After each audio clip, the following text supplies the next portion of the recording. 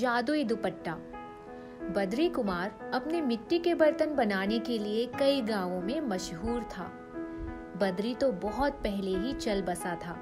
घर की सिर्फ बद्री की बूढ़ी माँ, पत्नी रूपा और बेटी दीपा थी। बद्री की बेटी दीपा ने जैसे ही पोस्टमैन परमेश्वर काका की साइकिल की घंटी की आवाज सुनी, वह तुरंत उनके पास आई। परमेश्वर कितने सालों से उस घर में आते जाते थे, इसीलिए उनको देखते ही वह बोली, काका, मेरे नाम की कोई चिट्ठी आई है क्या? परमेश्वर बोले, नहीं तो बिटिया, कहाँ से चिट्ठी आने वाली है? काका, अम्मा बनारस गई है ना, उन्होंने कहा था चिट्ठी लिखेंगी। परमेश्वर ने कहा, अभी तक तो कोई चिट्ठी नहीं आई। जब आ जाएगी तो तुमको ही दूंगा। जरा एक गिलास पानी पिला दो बिटिया। दीपा अंदर से छाछ और पानी लेकर आई। काका, लो पहले पानी पी लो, फिर छाछ पीना। परमेश्वर ने एक ही सांस में पानी गटक लिया। छाछ पीकर बोले, बिल्कुल अपने पिता जैसा ही स्वभाव पाया है तुमने बिटिया। कब तक आएंगी तुम्हारी माँ? पता नहीं काका, मेरी नानी बीमार है ना, इसीलिए गई है। परमेश्वर ने साइकिल उठाई और चले गए। धीरे धीरे 2 महीने बीत गए। दीपा रोज परमेश्वर की राह देखती, पर चिट्ठी नहीं आई। अलबत्ता एक दिन टेलीग्राम आया कि रूपा गंगा नहाने गई थी और वहीं घाट पर पैर फिसलने से गंगा की लहरों में समा गई। परमेश्वर को काटो तो खून नहीं, क्या मुंह दिखाऊंगा उस बच्ची को?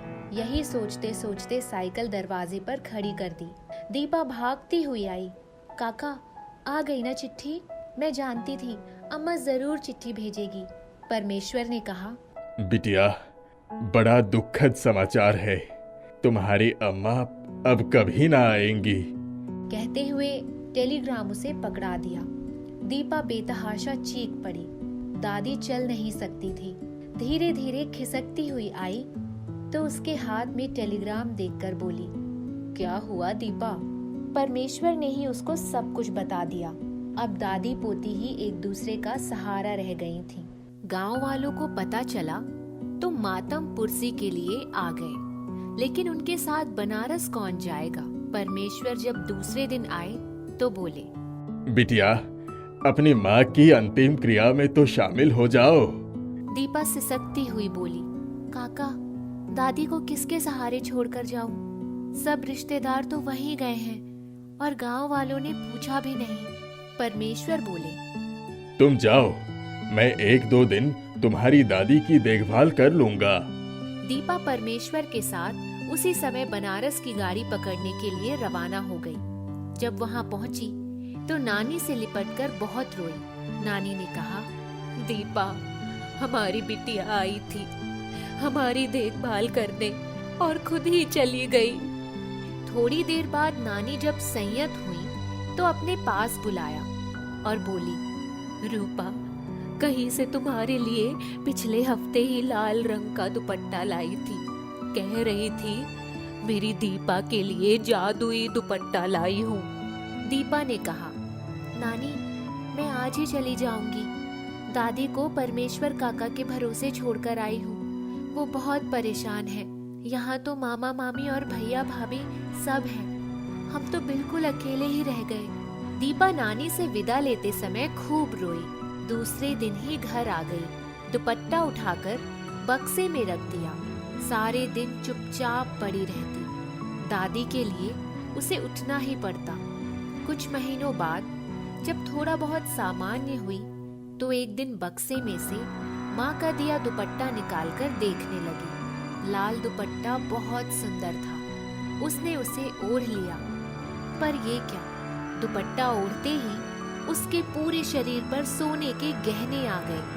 वह दादी के पास पहुंच गई। दादी उसको देखकर हैरान हो रही थी, और वो दादी को, क्योंकि दादी की कमर बिल्कुल सीधी हो गई थी और दादी चलते हुए ही उसके पास आ रही थी। दोनों ने एक दूसरे को देखा और लिपट गई। दीपा बोली, दादी, ये देखो, मैंने जैसे ही माँ का दिया हुआ लाल दुपट्टा ओढ़ा, वैसे ही मेरे शरीर पर ये सारे आभूषण आ गए। आप भी शायद इसी लाल दुपट्टे के जादू से ही ठीक हो गई हैं। दादी ने कहा, हाँ बिटिया, ये दुपट्टा तुझे पहले ही मिल गया तो शायद तेरी माँ भी जिंदा होती। तभी दरवाजे पर दस्तक हुई। दोनों चौंक गई। इतनी रात को कौन आया होगा? दरवाजा खोलते ही देखा एक बहुत खूबसूरत नौजवान दरवाजे पर खड़ा है। वह दीपा की तरफ एकटक देखता रह गया। उसके हाथ में एक अटैची दी और उसने कहा, माफ करिएगा, मेरा नाम रवि वर्मा है। आपका घर देखा तो दरवाजा खटखटा दिया। मैं इस गांव में किसी इंक्वायरी के सिलसिले में पहली बार आया था, पर बहुत रात हो गई है। इस वक्त मैं किसी डाक बंगले में नहीं रुकना चाहता। मैं सुबह डाक बंगले में चला जाऊंगा। आप लोगों की बड़ी मेहरबानी होगी यदि आप लोग एक रात के लिए मुझे शरण दे दें। दादी बोली, आओ बेटा, हमारे पास तो बहुत छोटा सा घर है। उन्होंने उसे अपने घर में ठहरने की व्यवस्था कर दी। दीपा ने कहा, दादी मैं जरा कुछ खाने को लाती हूँ। जब वह आई तब उसके हाथ में खाने की थाली थी। उसने रवि से कहा, आप खाना खा लीजिए। रवि ने कहा, बहुत बहुत शुक्रिया आपका। दीपा ने कहा, मेरा नाम दीपा है। रवि बोला, आपके बारे में जैसा सुना था वैसा ही पाया। दीपा चौंक गई। उसने कहा, मतलब? रवि बोला, परमेश्वर काका अक्सर हमारे घर आते रहते हैं। मेरे माता पिता मेरे लिए कोई सुंदर और समझदार लड़की ढूंढ रहे हैं। उन्होंने कहा, मेरे कहने से एक बार दीपा बिटिया से मिल लो, इसीलिए मैं आपको देखने चला आया। मैं आया तो सचमुच अपने काम से ही था, पर सोचा पहले आपसे मिल लो। दीपा ने कहा, आप तो बड़े झूठे हैं, पहले क्यों नहीं बताया? रवि मुस्कान के साथ बोला, पहले बता देता तो आप लोग मुझे दरवाजे से ही वापस ना कर देते। दीपा के होठों पर मुस्कान खेल गई। उसने कहा, पर मेरी एक शर्त है, मैं अपनी दादी को छोड़कर कहीं नहीं जाऊंगी। रवि ने कहा, दीपा, मैं आपके साथ दादी को भी अपने पास रखूंगा। परमेश्वर काका ने सब कुछ बताया था, आप हाँ तो करिए। दीपा की नजरें झुक गईं। उसने तुरंत हाँ कर दी। दोनों की शादी हो गई। जादुई लाल दुपट्टे ने उसका जीवन बदल दिया था। एक गांव में एक सुंदर नाम का दर्जी रहता था। दूर दूर से लोग उसकी दुकान पर कपड़े सिलवाने आते थे। इस बात का सुंदर को बहुत घमंड भी था। सुंदर हमेशा अपनी कला का घमंड दिखाता, क्योंकि आसपास के किसी भी गांव में उसके जैसे कपड़े सिलने की कला किसी के पास नहीं थी, और वह पैसे भी बहुत ज्यादा लेता था। लेकिन फिर भी लोग कपड़े सिलवाने उसी के पास आते। उसी गांव में एक ग्वाला रहता था जिसका नाम हरी था। हरी को बांसुरी बजाने का बहुत शौक था। हरी बांसुरी बजाकर अपनी सारी गायों को बुलाता और गांव के लोग भी हरी की बांसुरी की धुन से आकर्षित होते थे। हरी के पिताजी का जन्मदिन आने वाला था। हरी अपने पिताजी को सुंदर दर्जी के हाथों से बना कुर्ता भेंट करना चाहता था। हरी सुंदर दर्जी के पास जाता है और कहता है, सुंदर चाचा, मुझे अपने पिताजी के लिए कुर्ता सिलवाना है, सिल दोगे क्या? उनका जन्मदिन आने वाला है। कब चाहिए हरी कुर्ता? चाचा, आप जितनी जल्दी दे दें उतना अच्छा है। 3-4 दिन में मिल जाएगा, लेकिन उसके लिए 100 रुपए ज्यादा देना होगा। ठीक है, मैं आपको पैसे दे दूंगा। आप मुझे पूरे पैसे बताओ, कितने लोगे? 1100 रुपए का कुर्ता सिलेगा। चाचा, 1100 रुपए तो बहुत ज्यादा है। नहीं बेटा, कम ही ले रहा हूँ। कुर्ता भी मैं बहुत अच्छा सील कर दूंगा। वो सब तो ठीक है, लेकिन चाचा थोड़ा तो कम करो। बेटा, सिलवाना है तो सिलवाओ, नहीं तो जाओ यहाँ से, मुझे और भी काम है। ठीक है, आप सिल दो, मैं आपको पैसे दे दूंगा। बेटा, 500 रुपए अभी दे जाओ। हरी 500 रुपए सुंदर दर्जी को निकाल कर दे देता है। चाचा, रसीद तो दो। बेटा, रसीद की जरूरत है, तुम विश्वास रखो। ठीक है चाचा। और इतना कहकर हरी अपनी गायों को चराने के लिए निकल जाता है। अब 4 दिन बाद हरी सुंदर की दुकान पर पहुंचता है और सुंदर दर्जी को कहता है, चाचा, कुर्ता सिल गया? हाँ बेटा, सिल गया। लो चाचा, आपके 600 रुपए और कुर्ता दे दो मुझे। लेकिन बेटा, अपनी तो 1100 रुपए में बात हुई थी। लेकिन चाचा, 500 रुपए तो आपने उसी दिन ले लिए थे। नहीं, तुमने कब दिए? चाचा, झूठ मत बोलो। अच्छा, तो फिर रसीद दिखाओ। चाचा, अपनी रसीद नहीं दी थी। आपने कहा था विश्वास रखो। बिना रसीद के मैं किसी के कपड़े सिलता ही नहीं हूँ। हरी और सुंदर की बहुत लड़ाई हो जाती है। सुंदर दर्जी अपनी बात पर अड़ा रहता है और हरी के पास सिर्फ 600 रुपए ही होते हैं, वो भी हरी ने बचाए होते हैं। सुंदर दर्जी हरी को वह कुर्ता नहीं देता और हरी को बहुत सुनाता है। हरी वहाँ से चला जाता है और हरी अपनी गायों के पास बैठकर बहुत रोता है। हरी बहुत परेशान हो जाता है कि अब वो क्या करे। हरी की गायें हरी के पास आती हैं और उसे चाटने लगती हैं। गायों ने सुंदर और हरी के बीच की लड़ाई देखी होती है और हरी को रोता देख गायों को बिल्कुल अच्छा नहीं लगता। उस दिन हरी बांसुरी भी नहीं बजाता और इसलिए ना तो कोई गाय खाना खाती है और ना पानी पीती। अब सारी गायें मिलकर जाती हैं और सुंदर दर्जी की दुकान तोड़ने लगती हैं। सुंदर दर्जी घबरा जाता है और बहुत चिल्लाता है, बचाओ बचाओ। सुंदर दर्जी की आवाज सुनकर सारे गांव वाले और हरी वहां आ जाते हैं, लेकिन गायों के सामने कोई नहीं टिक पाता। सुंदर दर्जी हरी को कहता है, हरी बेटा, इन गायों को रोक लो, नहीं तो मेरी पूरी दुकान टूट जाएगी। मैं तुमसे माफी मांगता हूँ, मैं लालची हो गया था और तुमसे पैसे लेने के बाद भी मैंने तुम्हें कुर्ता नहीं दिया। मैंने तुमसे कुर्ते के पैसे भी ज्यादा मांगे थे, मुझे माफ कर दो, अब ऐसा कभी नहीं होगा। जब गांव वाले ये सुनते हैं तो उन्हें सुंदर दर्जी पर बहुत गुस्सा आता है। सब उसे बहुत सुनाते हैं। बाद में सब हरी को कहते हैं कि वह गायों को रोक ले, क्योंकि इस दुकान से सुंदर का परिवार चलता है। हरी बांसुरी बजाकर सारी गायों को रोकता है। सुंदर दर्जी हरी को उसके पिताजी का कुर्ता देता है।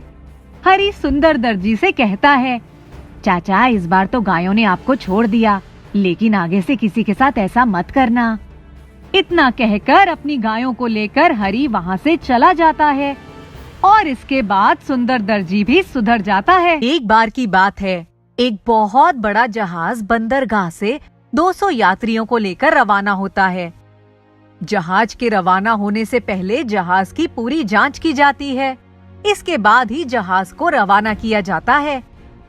जहाज रवाना होता है और कुछ दूर तक बहुत अच्छा चलता है। थोड़ी दूर जाने पर जहाज के कैप्टन को कुछ गड़बड़ी महसूस होती है। मुझे लगता है जहाज में कोई गड़बड़ी है, हमें चेक करना चाहिए। नहीं, मुझे तो सब कुछ ठीक लग रहा है। थोड़ी देर पहले मुझे कुछ अजीब सी आवाज इंजन से आई, मुझे लगता है हमें इसे चेक करवाना चाहिए। ठीक है, मैं चेक करवाता हूँ। कैप्टन कर्मचारियों को लेकर जहाज के नीचे वाले हिस्से में जाता है और वहाँ चेक करवाता है। वहाँ जाकर देखता है तो डर के मारे घबरा जाता है। वहाँ एक बहुत बड़ा छेद होता है जहाँ से बहुत तेजी से पानी जहाज में भर रहा होता है। वे भागता हुआ ऊपर जाता है और पहले कैप्टन को बताता है कि जहाज में पानी भरने लगा है। मुझे लगा ही था कि कोई बड़ी भारी चीज जहाज से टकराई है और जहाज में छेद हो गया है। अब क्या करें? हमें कुछ करना ही पड़ेगा, क्योंकि जहाज में 200 यात्री हैं और अगर हमने ये खबर दूसरे यात्रियों को दे दी तो जहाज में हड़बड़ी मच जाएगी और हम कुछ सोच समझ भी नहीं पाएंगे। मैं संदेश भेजने की कोशिश करता हूँ ताकि दूसरा जहाज हमारी सहायता के लिए आ सके। दोनों कैप्टन और कर्मचारी ऊपर जाते हैं और संदेश भेजने की बहुत कोशिश करते हैं, लेकिन उनके संदेश पहुँच नहीं पाते। अब तो जहाज भी डगमगाने लगता है। नीचे बहुत तेजी से पानी भरता जा रहा है। मुझे लगता है कि अब जहाज को बचाना मुश्किल है। ये खबर हमें यात्रियों को दे देनी चाहिए। हाँ, ये खबर यात्रियों को दे दी जाती है और जहाज में भगदड़ मच जाती है और जहाज में पानी भरना तेजी से शुरू हो जाता है। थोड़ी देर बाद लगभग पूरे जहाज में पानी भर चुका होता है। जहाज में बैठी हुई महिलाएं और बच्चे जोर जोर से रोना, चिल्लाना और चीख पुकार करना शुरू कर देते हैं। अब इस जहाज को कोई नहीं बचा सकता। थोड़ी देर बाद पूरा जहाज जलमग्न हो जाता है और पानी में डूब जाता है। दिखाई देना भी बंद हो जाता है। पानी में डूबकर सारे यात्री बेहोश हो जाते हैं। आश्चर्यजनक रूप से अगली सुबह जहाज को जहां जाना होता है, जहाज उसी बंदरगाह पर लगा होता है और सारे यात्री उसमें सुरक्षित रहते हैं। सभी अपने कमरों में आराम से सो रहे होते हैं। पहला कैप्टन जैसे ही उठता है वह दूसरे कैप्टन को जगाता है। अरे ये क्या था? हम और हमारा जहाज तो डूब चुके थे, फिर हम लोग यहाँ सुरक्षित कैसे पहुँच गए? अरे हाँ, आप तो सच कह रहे हैं। जहाज की हालत भी ऐसी नहीं लग रही है कि जहाज में पानी भरा होगा, और सभी यात्री भी सुरक्षित हैं। सभी लोग बंदरगाह पर उतर जाते हैं और वहाँ के हेडक्वार्टर पर जाते हैं और पूरी जानकारी देते हैं। हेडक्वार्टर वाले कहते हैं कि हाँ, हमें भी जानकारी मिली थी कि समुद्र में आपका जहाज पूरी तरीके से डूब चुका है और हमने यहाँ से हेलीकॉप्टर और जहाज भी भेजे थे कि आपका जहाज ढूंढे, लेकिन थोड़ी देर बाद आश्चर्यजनक रूप से आपका जहाज हमें आता हुआ दिखाई दिया और पूर्ण सुरक्षित था। सभी यात्री और दोनों कैप्टन समझ ही नहीं पाते कि आखिर ये क्या हुआ।